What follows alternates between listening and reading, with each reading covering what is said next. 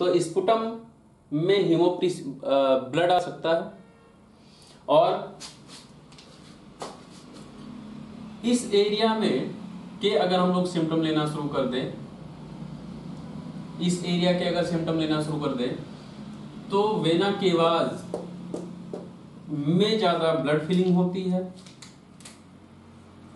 यहां access blood filling होनी शुरू हो जाती है, क्योंकि यहां कंजेशन होना शुरू होता है, और इसके आसपास जितने भी एनाटॉमिकल स्ट्रक्चर्स हैं, और जब यहां एक्सेस ब्लड फिलिंग होना शुरू होता है तो इनका डायलेशन होना शुरू होता है, ये फैलना शुरू कर देते हैं, क्योंकि ये भी एक पाइप है।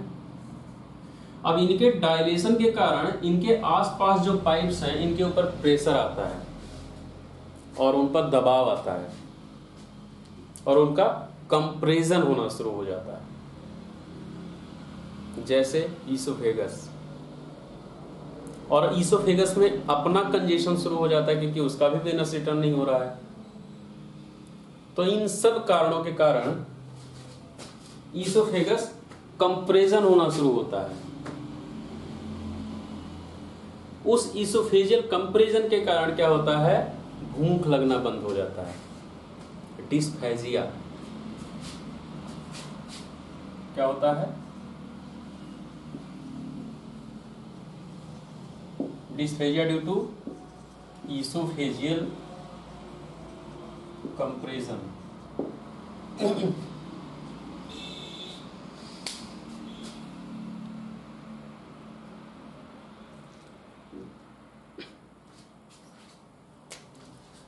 Liver congestion, oesophageal compression, liver and other digestive organs congestion. और भी बहुत सारे सिम्टम आ सकते हैं, वोमिटिंग होगी क्योंकि लीवर कंजेस्ट है।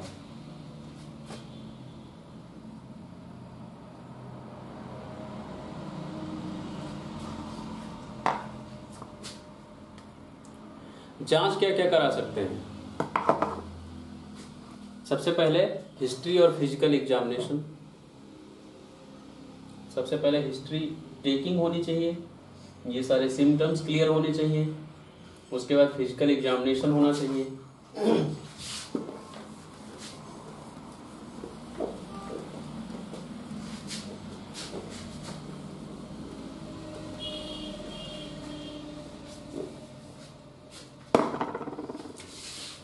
इन्वेस्टिगेशंस,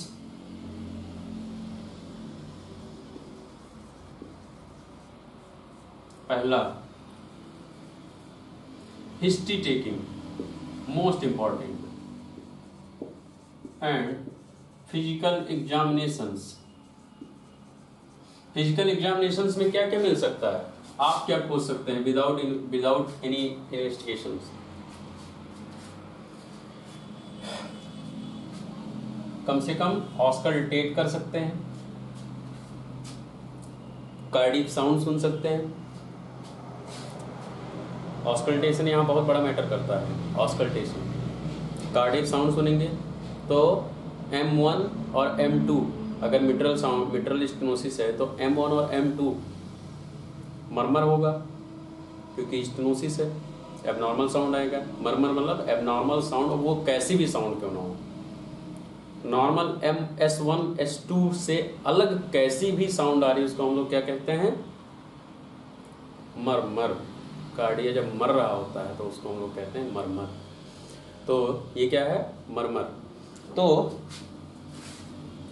हम लोग क्या कर सकते हैं, ऑस्कल्टेशन कर सकते हैं, ऑस्कल्ट करते हैं। ऑस्कल्ट में वॉल्वुलर हर्ट साउंड सुनते हैं, तो मिट्रल वॉल पर मरमर मिल सकता है, मरमर साउंड। और कोई साउंड मिल सकता है यहाँ चेस्ट में जब ऑस्कल्टेट करते हैं, तो ऐसे केसेस में गुड क्रैप्स आएंगे। क्यों, क्योंकि पल्मोनरी एडिमा है। तो कार्डियक जब आप S1 S2 ट्राई करते हैं सुनना, तब आपको मिट्रल वॉल मरमर मिलता है, लेकिन जब आप लंग्स पे जाते हैं सुनने, तब आपको क्रैप्स मिलते हैं, क्रैकलिंग साउंड जिसको हम लोग कहते हैं, क्रैकलिंग साउंड। क्यों? क्योंकि यहाँ फ्लूइड फिलिंग है, क्रैप्स आने शुरू हो जाते हैं, क्रैप्स मिलता है ऑस्कल्टेशन में। अच्छा, सिम्टम में एक चीज और लिख सकते हो तुम लोग, पीडल एडीमा और ये सब भी आएगा, क्योंकि वेनस रिटर्न होगा और फ्लूइड लीक होगा, पैरों में सूजन आना शुरू हो जाएगा, दोनों पैरों में पीडल एडीमा होगा, और धीरे धीरे हो सकता है पूरे शरीर में एडीमा होना शुरू हो जाए। तो क्रैप्स और क्रैकलिंग साउंड आएंगे। और क्या करा सकते हैं इसमें? आप क्या करा सकते हैं? ईसीजी करा सकते हैं। ईसीजी में क्या मिल सकता है? यहाँ वॉल्व के बारे में कुछ आ सकता है ईसीजी में? क्या देख सकता है ईसीजी में? क्या ईसीजी में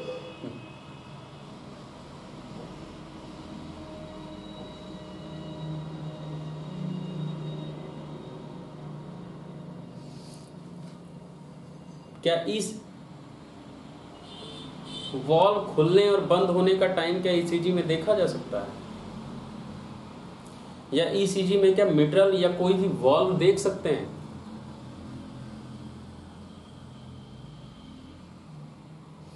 तो वेव में क्या देख सकते हैं हम लोग? इस केस में जिस पे हम लोग डिस्कशन कर रहे हैं, इसमें हमें क्या देखना चाहिए? अगर ईसीजी आपने कराया, आप हाइपरट्रॉफी देख सकते हैं, क्यूआरएस कॉम्प्लेक्स देख सकते हैं। Very good. दूसरा, ऐसे केसेस में एट्रियम काम करने में बहुत बार फ्लटर करना शुरू हो जाता है, एट्रियल फ्लटरिंग होनी शुरू हो जाती है, तो एट्रियल फ्लटरिंग मिल सकता है। दूसरा, क्यूआरएस कॉम्प्लेक्स में आपको हाइपरट्रॉफी मिल सकता है। मिट्रल स्टेनोसिस में आपको कहाँ की हाइपरट्रॉफी मिलेगी? राइट वेंट्रिकुलर या left ventricular? Right ventricular hypertrophy मिलेगी।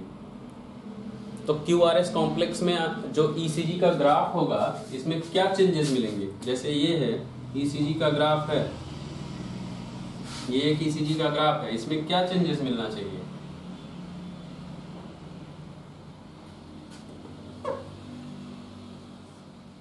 कौन सी चेंजेस इसमें मिलेंगे? कौन सी वेव बड़ी हो जाएगी? आर वेव बड़ी हो जाएगी, PQRST। आर वेव की हाइट बढ़ जाएगी। कौन सी, कैसे पता चलेगा कि राइट वेंट्रिकुलर हाइपरट्रॉफी है या लेफ्ट वेंट्रिकुलर हाइपरट्रॉफी है?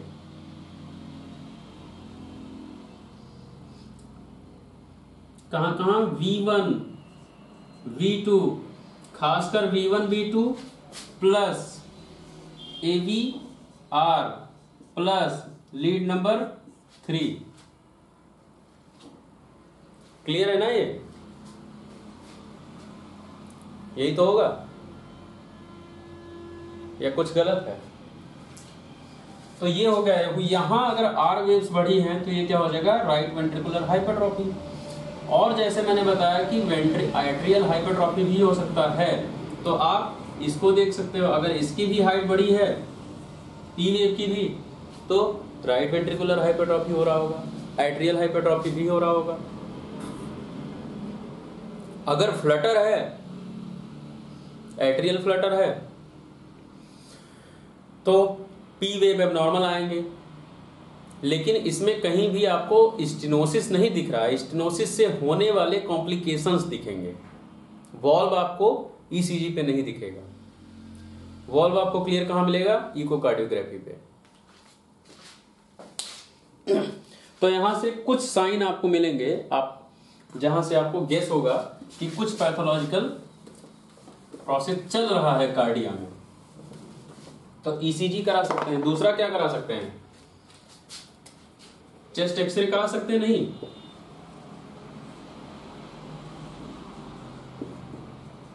एक्सरे चेस्ट करा सकते हो। उसको क्यों देखने के लिए? पल्मोनरी कंजेशन देखने के लिए। पल्मोनरी एडिमा देख सकते हो उसमें, एक्सरे में कैसा आएगा, रेडियो ल्यूसेंट आएगा, रेडियो ओपेसिटी आएगा ज़्यादा अगर कंजेशन होगा तो, अगर पल्मोनरी एडिमा होगा तो। रेडियो ओपेक आएगा, ओपेसिटी मतलब वाइटनेस। और अगर बार बार भूल जा रहे हो तो जितने भी आयुर्वेद के स्टूडेंट हैं उनके लिए मैं बताऊं कि ओपेसिटी मतलब हुआ श्वेत, सफेद, और ये तब होता है जब लंग्स में जल महाभूत की प्रधानता होती है या पृथ्वी महाभूत की प्रधानता हो। खासकर यहाँ बात हो रही है जल महाभूत की। और जल महाभूत को हम लोग किससे कोरिलेट करते हैं अपने आयुर्वेद में? कफ से। और कफ के लक्षण, कफ किस वर्ण का बताया गया है? कृष्ण या श्वेत या पीत? श्वेत वर्ण का। तो कफ क्या है? जल है, और जल श्वेत वर्ण का होता है। तो अगर कहीं भी, सीने में नहीं कहीं भी जल महाभूत की प्रधानता होगी, उस एरिया का अगर एक्सरे कराओगे तो वर्ण क्या आएगा? श्वेत वर्ण आएगा, कफ का वर्ण आएगा। क्लियर हो रहा है? कुछ समझ में आ रही है बात? और वायु वात का कौन सा वर्ण बताया गया है?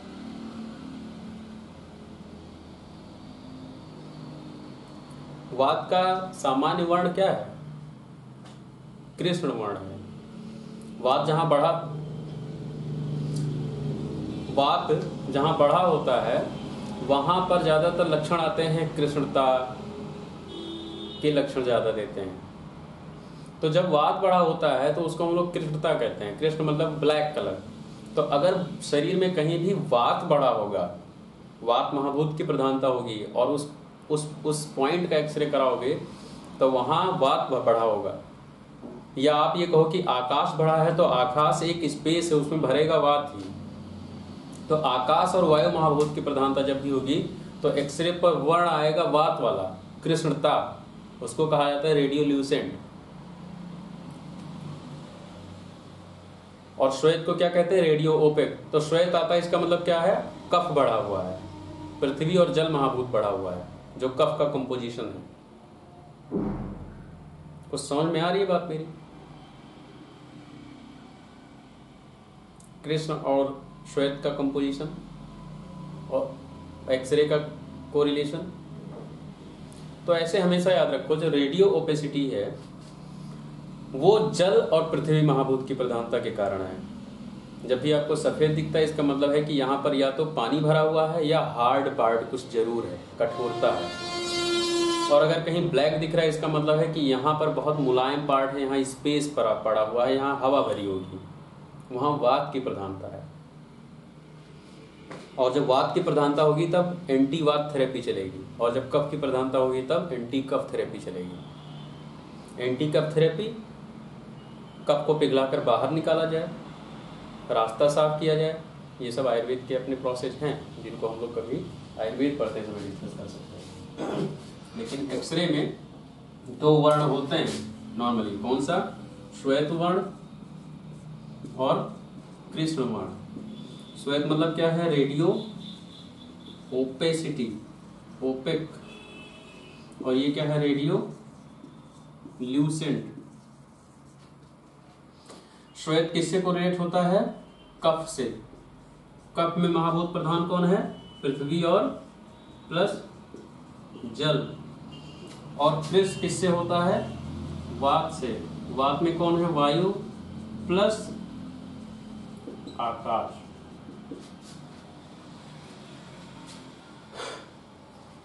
तो अगर रेडियो ओपेसिटी आती है तो पृथ्वी और जल महाभूत है, और रेडियो ल्यूसेंट आता है तो वायु और आकाश महाभूत है।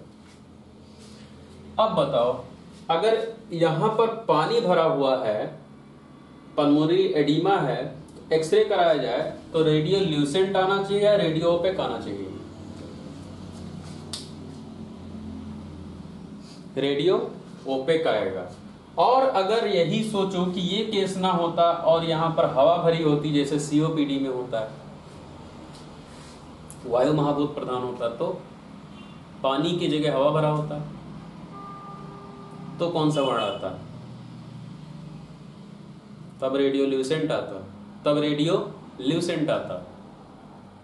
तब आपकी जो दवा चलती वो रेडियो ओपेक को कम करने बढ़ाने वाली दवाइयाँ चलानी पड़ती। पृथ्वी महाभूत, आकाश जल महाभूत, ये सब दवाइयाँ चलानी पड़ जाती है। ओके, और ये तो रहा एक संक्षिप्त विवरण, और थोड़ा लेक्चर डाइवर्ट होता रहता है बीच बीच में।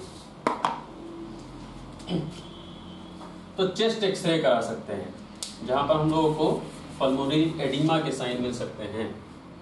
रेडियो ओपेसिटी, कर्ली लाइंस पीछे हम लोग पढ़ चुके हैं एक बार। और क्या करा सकते हैं? इकोकार्डियोग्राफी करा सकते हैं।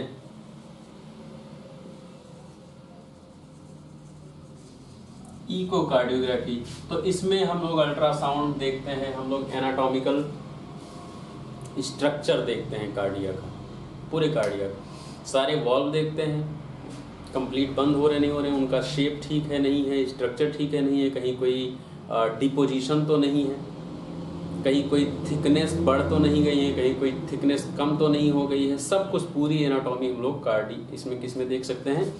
इकोकार्डियोग्राफी में। तो अगर यहाँ ब्लॉकेज है, आपको मैंने एक जो भेजा है, एक मैंने इकोकार्डियोग्राफी का भेजा है, उसमें देखोगे ध्यान से, लेक्चर के बाद देखना कि यहाँ से ब्लड, बहुत ज़्यादा ब्लड यहाँ से पंप होता है और पूरा ब्लड यहाँ आता है लेफ्ट वेंट्रिकल में, और सेकेंड्स भर में पूरा का पूरा ब्लड ऑर्टा में चला जाता है। उसमें ध्यान से देखोगे वो इकोकार्डियोग्राफी का सीन है। दोनों वॉल्व आपको ठीक से दिखेंगे।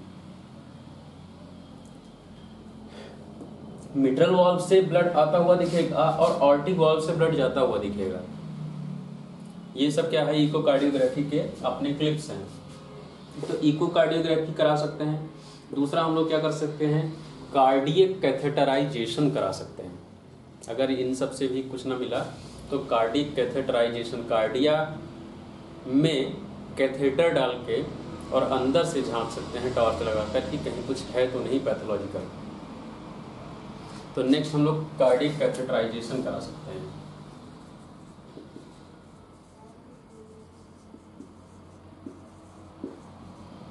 तो इतने सारे इन्वेस्टिगेशंस हम लोग करा सकते हैं।